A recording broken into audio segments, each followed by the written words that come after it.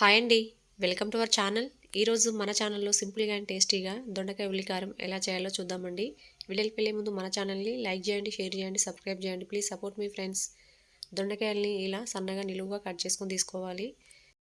ఇప్పుడు స్టవ్ మీద ఒక ప్యాన్ పెట్టుకొని అందులోకి 1 టేబుల్ స్పూన్ వరకు ఆయిల్ వేసుకొని ఆయిల్ అనేది హీట్ అయ్యాక ఒక 7 నుంచి 8 వరకు ఎండుమిర్చి వేసుకొని వీటిని కాస్త ఫ్రై చేసుకోవాలి. ఇవి ఫ్రై అయ్యాక ఇందులోకి ఒక పెద్ద ఉల్లిపాయని ఇలా సన్నగా కట్ చేసుకొని వేసుకొని వీటిని కూడా 1 నిమిషం పాటు ఫ్రై చేసుకోవాలి. ఇప్పుడు ఇందులోకి ఒక 2 పచ్చిమిర్చిని సన్నగా కట్ చేసుకొని వేసుకోవాలి, కొంచెం స్పైసీనెస్గా ఉండడం కోసం. 1 స్పూన్ వరకు సాల్ట్ వేసుకొని 1 నిమిషం పాటు ఫ్రై చేసుకోవాలి. ఒక 7 నుంచి 8 వరకు వెల్లుల్లి రెబ్బలు కూడా వేసుకొని వీటిని కూడా 1 నిమిషం పాటు ఫ్రై చేసుకోవాలి. ఇప్పుడు ఇందులోకి 1 స్పూన్ వరకు జీలకర్ర, ఒక పావు టీ స్పూన్ పసుపు వేసుకొని ఒకసారి అంతా బాగా కలిసేటట్టు కలుపుకోవాలి.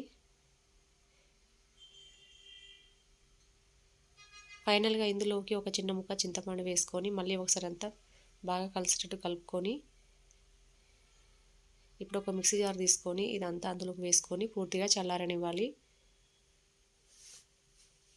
ఇప్పుడు అదే ప్యాన్లోకి మరొక టేబుల్ స్పూన్ ఆయిల్ వేసుకొని మనం ముందుగా పక్కన పెట్టుకున్న దొండకాయ ముక్కలు ఇందులోకి వేసుకొని మంటని హై ఫ్లేమ్లో పెట్టుకొని ఒక 2 నిమిషాలు బాగా ఫ్రై చేసుకోవాలి. 2 నిమిషాల తర్వాత ఇప్పుడు మంటని మీడియం ఫ్లేమ్లో పెట్టుకొని మూత పెట్టి దొండకాయల్ని బాగా మగ్గించుకోవాలి. మధ్య మధ్యలో మూత తీసి ఇలా కంటిన్యూగా కలుపుకుంటూ దొండకాయల్ని బాగా ఫ్రై చేసుకోవాలి. ఇవి ఫ్రై అయ్యేలోపు పక్కన మనం ముందుగా వేయించుకున్న ఉల్లిపాయలు, వెల్లుల్లి, ఎండుమిర్చిని కొన్ని వాటర్ పోసుకొని మూత పెట్టి మెత్తగా పేస్ట్ చేసుకొని పక్కన పెట్టుకోవాలి. దొండకాయలు అనేవి ఇలా మంచిగా మగ్గాక ఇప్పుడు ఇందులోకి 1 స్పూన్ వరకు సాల్ట్ వేసుకొని ఒకసారి అంతా బాగా కలుపుకోవాలి. ఇప్పుడు ప్యాన్లోకి దొండకాయ ముక్కలు ఇలా సైడ్కి అనుకొని మధ్యలోకి మనం ముందుగా మిక్సీ పట్టుకున్న ఉల్లికారాన్ని వేసుకొని 1 నిమిషం పాటు ఫ్రై చేసుకోవాలి.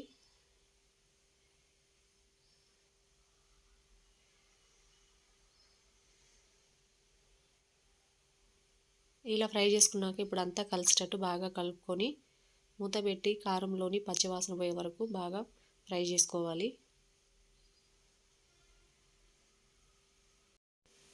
కారంలోని పచ్చివాసన పోయి ఇలా మంచిగా ఫ్రై అయ్యాక ఇప్పుడు ఈ కారం మొత్తాన్ని ఒక బౌల్లోకి తీసుకోవాలి. ప్యాన్కు ఉన్న కారాన్ని వేస్ట్ చేయకుండా ఇందులోకి 1 కప్పు వరకు అన్నం వేసుకొని ఒక 2 నిమిషాల హై ఫ్లేమ్లో బాగా ఫ్రై చేసుకోవాలి. ఇలా చేసుకోవడం వలన అన్నం అనేది చాలా టేస్టీగా సూపర్గా ఉంటుందండి. లంచ్ బాక్స్లో కూడా సూపర్గా ఉంటుంది. అంతేనండి, మన సింపుల్ అండ్ టేస్టీ అయిన దొండకాయ ఉల్లికారం రెడీ అండి.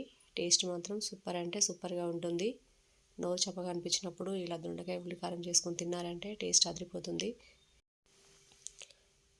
ఈ దొండకాయ ఉల్లికారం రెసిపీ మీకు నచ్చినట్లయితే లైక్ చేయండి, షేర్ చేయండి, సబ్స్క్రైబ్ చేయండి. ప్లీజ్ సపోర్ట్ మీ ఫ్రెండ్స్. Thanks for watching.